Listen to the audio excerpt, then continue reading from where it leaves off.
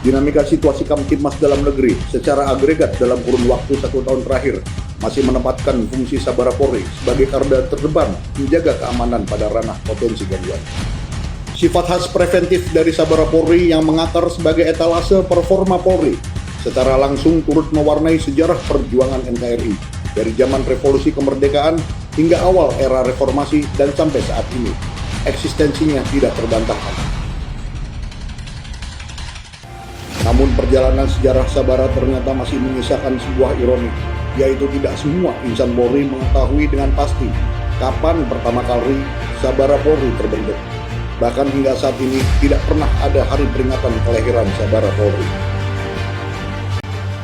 Korsabara Bahar Kampolri memandang penting pengetahuan sejarah secara filosofis dan strategis.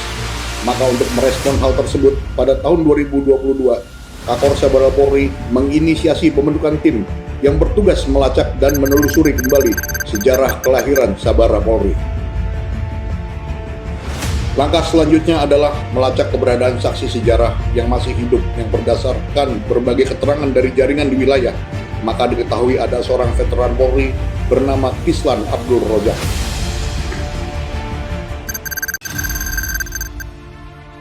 Saya masuk pendidikan khusus 1 April tahun 51,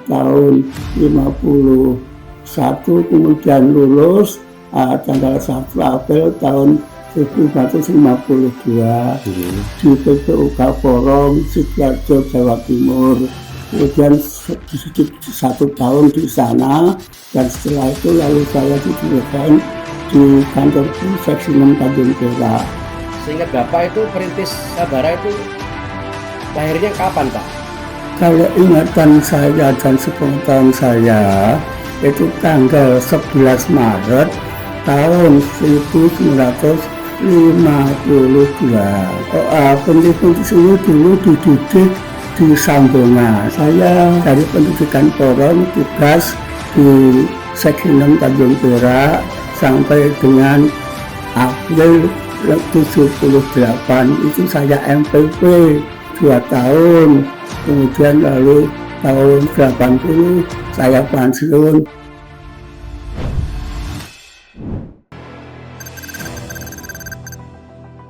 Diketahui bahwa hasil penelusuran sejarah Pusdik Sabara itu bangunannya dulu peninggalan zaman kolonial Belanda. Ini pabrik gula dibangun tahun 1928. Ini kita berdiri di besi bangunan utuhnya. Kemudian pada tahun 1950 dulu berdiri Pusat Pendidikan Ulangan Kepolisian, itu berdiri mulai berdirinya perintis sampai dengan tahun 1954 menjadi Pusat Dirijen Brigade Mobil. Dalam perjalanannya terjadi beberapa perubahan sehingga tahun 2008 Pusat Pendidikan Brimob pindah ke Wakapolsek. Di sini tempat pendidikan kepolisian umum. Jadi lahirnya Perintis Sabara pada tanggal 11 Maret tahun 1952 berdasarkan order Kepala Kepolisian Republik Indonesia yang angkatan pertama dan keduanya tahun 51 dan 52 di Sabara. Kemudian pada tahun 2015 Pusdik Sabara mengalami beberapa kali perubahan nama. Itu namanya Pusdik Kasum. Kemudian di tahun 2015 sampai dengan sekarang namanya berubah menjadi Pusat Pendidikan Sabara Lemdiklat. Kami berada di bawah langsung Bapak Kalemdiklat, namun secara fungsional di bawah Bapak Kamtibmas. Baik, saat ini kita sudah berada di Surabaya. Di hadapan kita Mas Lorenzo. Beliau adalah ahli sejarah.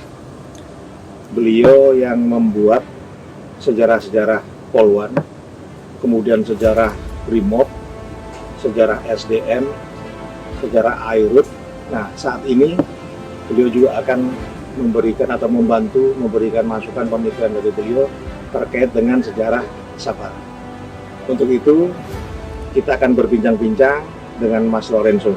Baik, selamat siang. Sebenarnya kalau dari sejarah fungsi Sabara sebenarnya sudah ada dari zaman kolonial. yang telah disampaikan oleh Stadsblad, yang salah satunya adalah menyatakan bahwa polisi terdiri dari Algemene Politie yang berarti adalah polisi tugas umum. Tujuan utama polisi tugas umum pada waktu kolonial adalah untuk berfungsi sama seperti Sabara, cuma dia lebih menekankan kepada penegakan pemerintahan kolonial pada waktu itu. Namun dengan secara perkembangan waktu, karena waktu itu pada waktu pemerintahan Jepang mereka memfokuskan untuk pembentukan polisi istimewa yang disebutkan adalah Tokubetsu Keisatsutai, maka dari itu Algemene Politie itu otomatis memang terhapus secara tidak langsung sebenarnya. Akan tetapi dengan seiring perkembangan zaman hingga pada tahun setelah pengakuan kedaulatan kemerdekaan melalui konferensi meja bundar, itu pimpinan telah sadar pada waktu itu, yaitu Pak R. Sukanto selaku Kepala Kepolisian Negara, bahwa memang diperlukannya pembentukan beberapa polisi baru, yaitu diantaranya adalah polisi perintis, polisi untuk riset, polisi identifikasi, dan juga polisi khusus kereta api. Dalam pembentukan polisi perintis ini memang telah dicantumkan oleh Order KKN tanggal 11 Maret 52. Ya, itu menyatakan bahwa terbentuknya polisi perintis dengan tujuan untuk membackup tugas dan fungsi polisi di daerah di kewilayahan, baik itu di tingkat penilik yang sekarang kita kenal dalam Polda, Karesidenan yang kita merasa kenal yaitu Polwil, terus kemudian kepolisian kota kabupaten, sampai ke on the district yaitu polisi subpolsek. Sebenarnya rencananya itu singkat saya itu bundar, warna biru dongker, ada rantainya, terus di tengah-tengah itu ada kayak sayap kecil.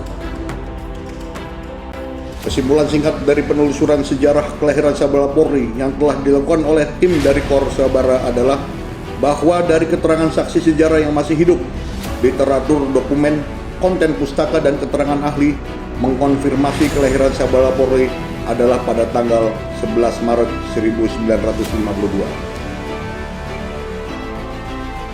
Semoga Sabara Polri tetap eksis sebagai garda terdepan Polri yang mengawal dan menjaga keamanan dan ketertiban masyarakat secara humanis, profesional, dan berlandaskan hukum.